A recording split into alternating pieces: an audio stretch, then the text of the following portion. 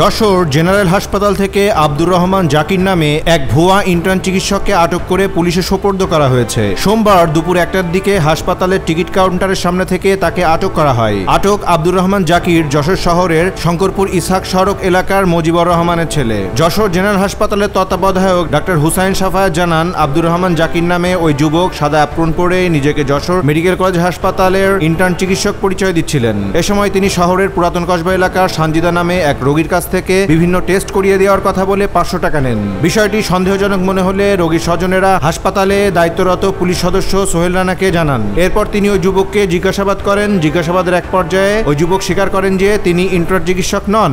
এ সময় তার কাছ থেকে বরিশাল ইনস্টিটিউট অফ হেলথ টেকনোলজির 2021-22 শিক্ষাবর্ষের পরিচয়পত্র উদ্ধার করা হয়। হাসপাতালের তত্ত্বাবধায়ক আরও জানান, পুলিশ সদস্য সোহেল রানা পরবর্তীতে ওই যুবককে তার কাছে নিয়ে যান। তিনি তাৎক্ষণিকভাবে তার বিরুদ্ধে আইনগত ব্যবস্থা গ্রহণের লক্ষ্যে অভিযোগ দিয়ে কোতোয়ালি থানায় সোপর্দ করেন। যশোর কোতোয়ালি থানার ওসি আবুল হাসনাত বলেন, আমাদের মোবাইল টিম ইন্টার্ন চিকিৎসক দাবি করা এক প্রতারককে আটক করেছে। তাকে পুলিশ হেফাজতে নেওয়া হয়েছে। হাসপাতাল কর্তৃপক্ষ অভিযোগ করলে আইনগত ব্যবস্থা নেওয়া হবে। নিউজ ডেস্ক, দৈনিক রানার।